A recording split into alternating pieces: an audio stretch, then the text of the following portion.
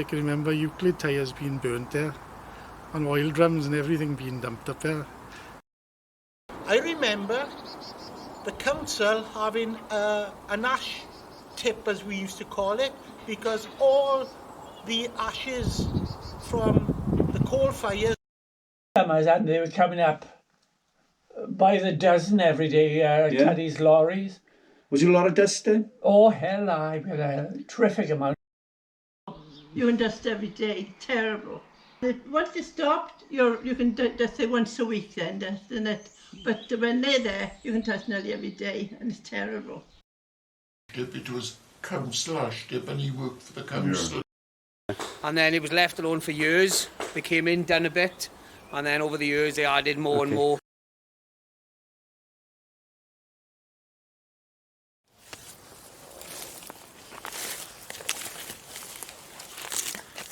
This is the Glynneath landfill site, once owned by the Cuddy Group Limited, the 12th largest demolition and asbestos removal contractors in the world. So if we ask the question, where did the Cuddy Group get their landfill from?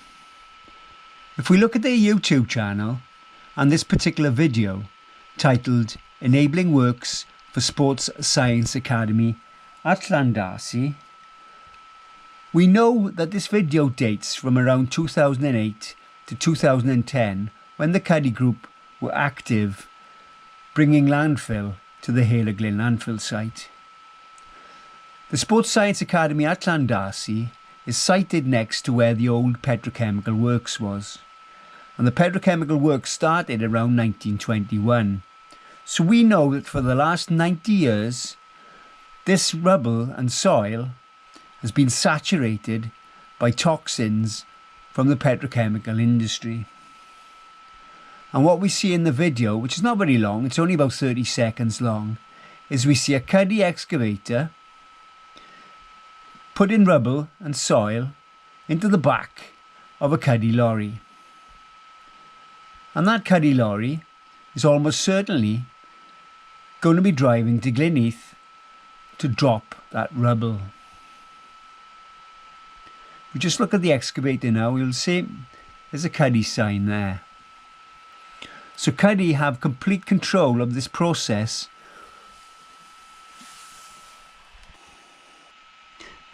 So if we look at this satellite image of the Glynneath landfill site, we will see how Cuddy has come into the land, tipped his spoil and gone back to get some more. We hear evidence of this in the videos with Nigel Taylor. In 2016, the Cuddy Group were working here every day, importing materials onto the site, moving them around and building this spoil heap you see here behind me. As residents living close to the site, we became concerned about the stability of the soil for a start, landslides, and also what were the Cuddy Group importing? What was in the soil? And the materials, like this concrete here, that they were importing into the site. That group evolved to become Glynneath Residents Against Contamination. Over the last 9 years, I've been dealing with public officials, trying to get them to accept the actual status of this site, that it's an actual landfill site. It's known locally as the tip.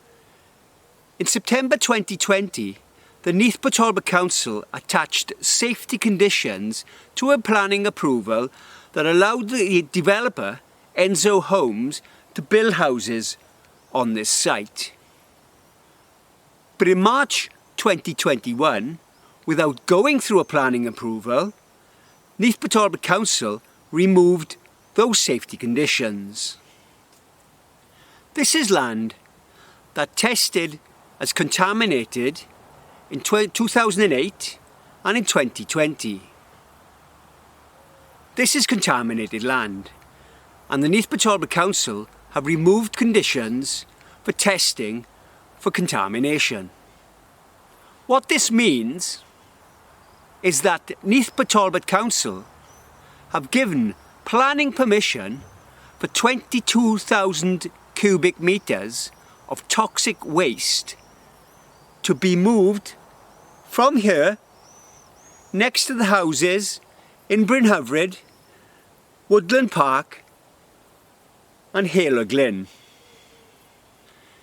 Glynneath Council say there is no landfill site in the area. Glynneath Council say that this, behind me, is gently sloping land suitable for a residential development. We, the Glynneath Residents Against Contamination, say that this is a historic landfill site that is full of toxic waste. It is not fit for building. It is known as the tip. It will always be known as the tip. It is a dangerous, toxic waste dump. Since 2020, I've been collecting evidence from residents about the status of this land. The following videos are evidence of this. They are testimonials given by the residents who are familiar with the history of the site.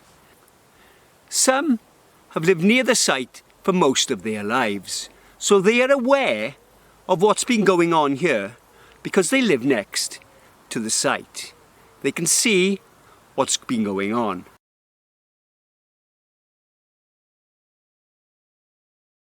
I said, I was born on the Barnwood Road. My grandfather started that ash tip. I said, when that ash tip got full, and I was about 11 or 12. Do you remember what year that was when your father started it? My granddad, well, it was before I was born. I was born in 1938. Okay. So I should think Grandad would have started that ash tip. It was council ash tip, and he worked for the council. Yeah. He had horses and carts, see? Yeah.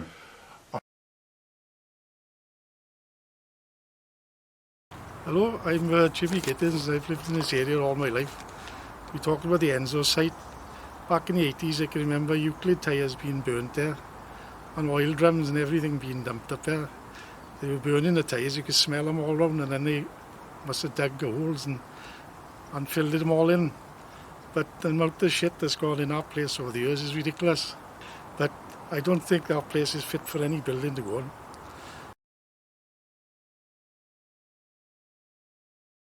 My name is Ian Chris Williams. I was born in Annislas Crescent 65 years ago. I played where the new development is supposed to be going. As a child, I remember the council having an ash tip, as we used to call it, because all the ashes from the coal fires that used to be predominant in those days, in the late 50s, early 60s, and there was a massive hole over there filled with ash. Now, when Cuddy first went there, he took all that ash out of the ground, and I would estimate that hole was at least 25 to 30 meters deep. He took all that ash out as hardcore, and he was a couple of years taking all that hardcore out, which I was told was used for roads and paths and whatever have you. Over the years then, all the refuse that he was putting in there, which was industrial refuse, was dumped in that massive hole, and then covered up to 20 meters high is what it is now. It could be more, 30 meters. So what I would say is that they're under in that massive hole there is unknown quantities of industrial waste that is going in there which we cannot see. Initially, the planning was to retain certain amount of trees.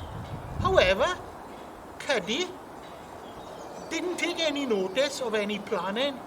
He took everything out and caused dust and noise continuous for years and years and years, which we had to endure.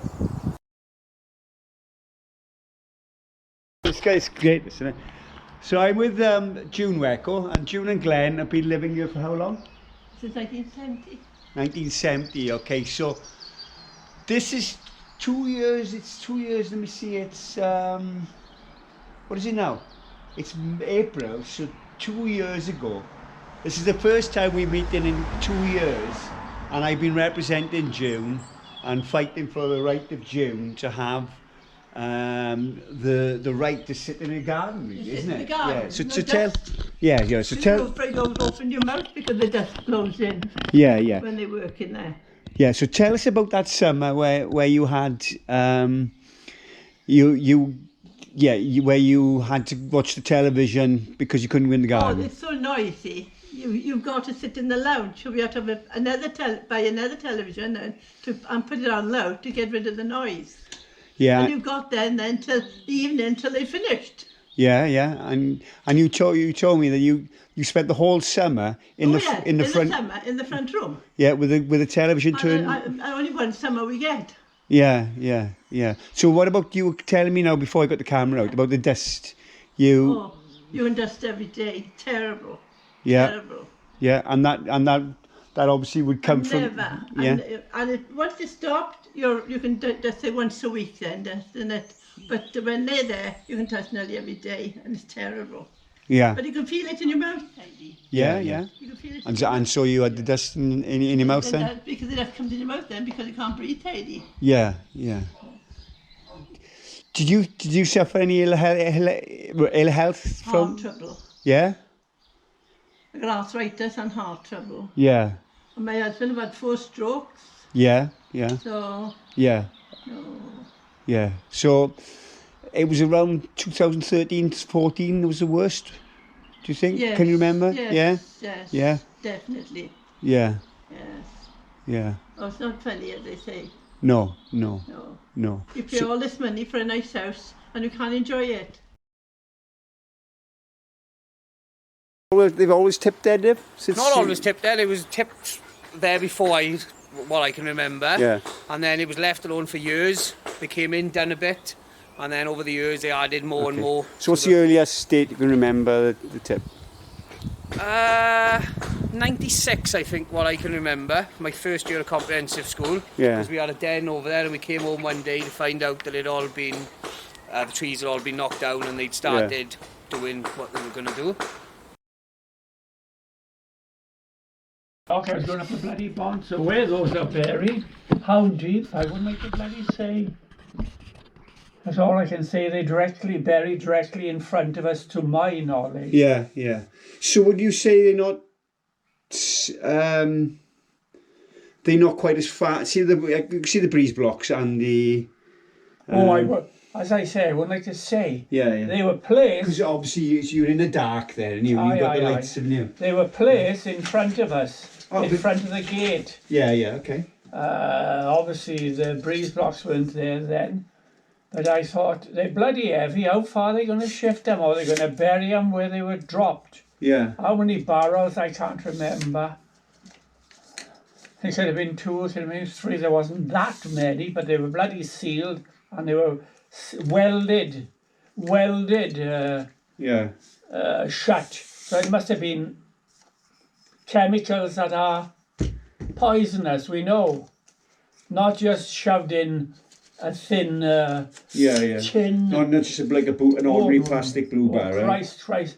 These were heavy steel, something like a beer barrel, and they were sealed on both sides, welded, as you say. Who the hell is going to dig down and find them? Who wants to find? Yeah. So you told Chris and Sean, you said? Or Chris was on Plaid Cymru, he wasn't even interested. He wasn't even interested. Most of the neighbours were, but he wasn't interested. Oh, Sean. I said, we got a problem over there, ticking time bomb. They weren't interested. That was with Caddy.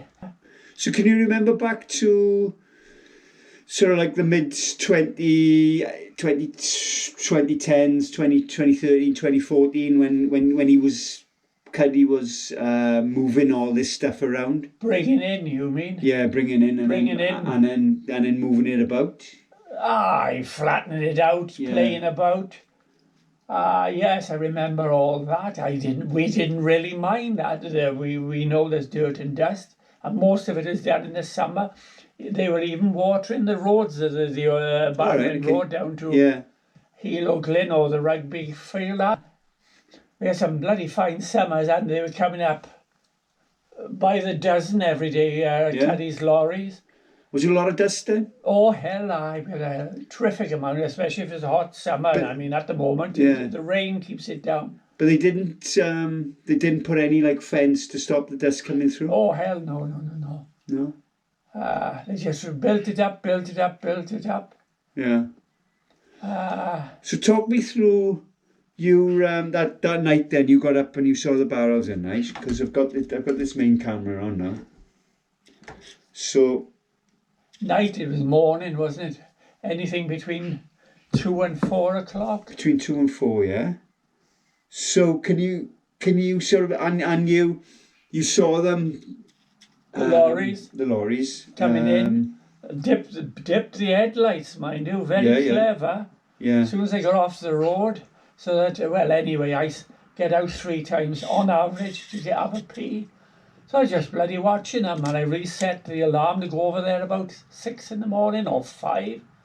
So you actually set your alarm to go early to go up there and see what they were doing. Yeah. Nice and nice. Yeah. I have a look at these barrels. I can't be sure how many barrels it was, but I looked at one and kicked it. Oh my God.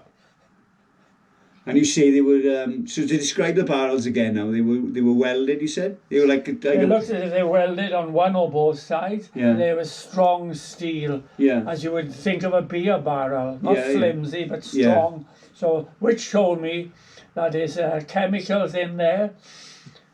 Real bad chemicals. We don't know what, we'll never find out. And obviously it's gonna take years for the barrel to corrode. Yeah. Although we got acid soil, as they say, and all that. But all right, bodies decompose. Yeah. But those bloody things will take, I don't know, 10, 20, 30, 40 years to break down. Yeah. But yes, they could get back in the stream eventually down here. Yeah. That's another thing to consider. Yeah. So just below your garden here is the stream, isn't it? Oh, Christ, it dips down. Yeah. What do you say? Deep, not deep, dips down. Well, you can't actually see it, but it's down there. Yeah. And there's a hell of a lot of water comes down here in the winter. I can tell you that now. Yeah. So come back to that morning again, Nige. So you went up there. Early, it was the summer. Yeah. And it was light. Yeah. And the barrels were... When you came through the gate? Aye, and I'm walking towards these houses then. Yeah, okay. They weren't put that way or that way. They were directly in front of you. Gates, which are there now. So were they directly in front of the gates, you say? Yes. Yeah? So my guess is they're not far from those bloody gates, but how deep? It's deep, I wouldn't like to say. Yeah. But I wasn't here. Yes, I was here when the man come to start the machine up, but I had breakfast and then I buggered off the pond to pick up my mate's dog. Yeah. Which I was doing about 10, 12, 13 years ago. And when you come back, they were buried? Oh, yes. They were not there? I didn't go over there, but they disappeared. We don't know that you didn't see them being buried, but... Correct. But they were brought in the night. Aye. And they were taken away. They were there in the morning, but they weren't there in the evening. No, they disappeared. So I didn't bother to go over again because I knew they were there. They're not going to take them away, are they? No. They were buried deep, and I mean pretty deep anyway, with these JCBs. Yeah. Well, one actually. Yes, I heard him start up the machine about 8 o'clock and I wasn't hanging about.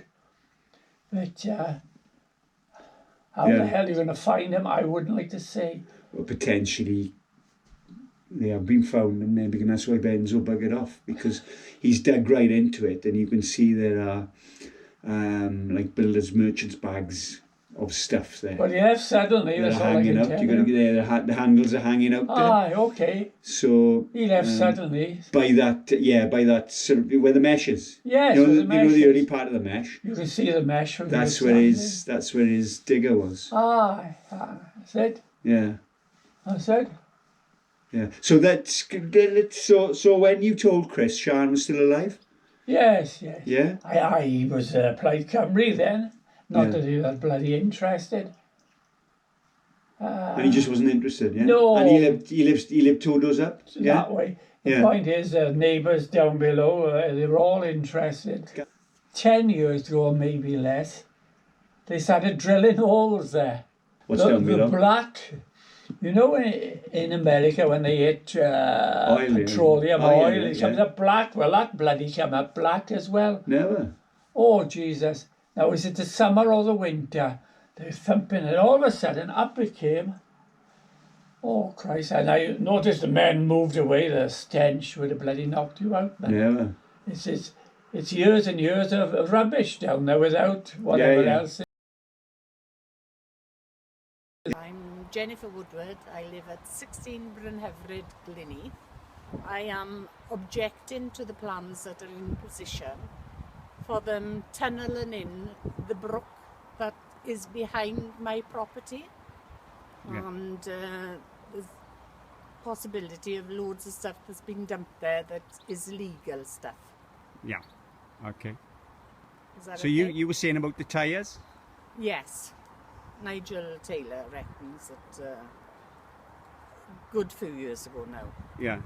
Okay. But there was a load of tyres dumped there, but obviously there's been so much dumping Yeah. done over there that they are completely covered. Let's face it, most of the rubbish that's been dumped over there is the wrong sort of stuff. My name is Peter Allen. I cut Peter off there because he's talking about the death of his wife. His wife passed away about 2 months after the planning approval. She died of a rare neurodegenerative disorder called progressive supranuclear palsy. In the last 40 years, only 2 people in Glynneath have died from that rare disorder. The other person was Alwyn Phillips, who lived 5 doors away. In fact, 15 people I've represented since 2016 living next to the site have passed away. Rare neurodegenerative disorders, heart attacks and strokes. That includes Peter Allen, who you've seen in this video. That includes June Wecko, his next door neighbour, who you've seen in this video. That includes Jennifer Woodward, his next door neighbour, whom you've seen in this video. My name's Di Richards and I'm chairman of the Glynneath Residents Against Contamination. If you want to protect yourself and your family, join us. Let's fight together for the safety of our families. Glynneath Residents Against Contamination Group.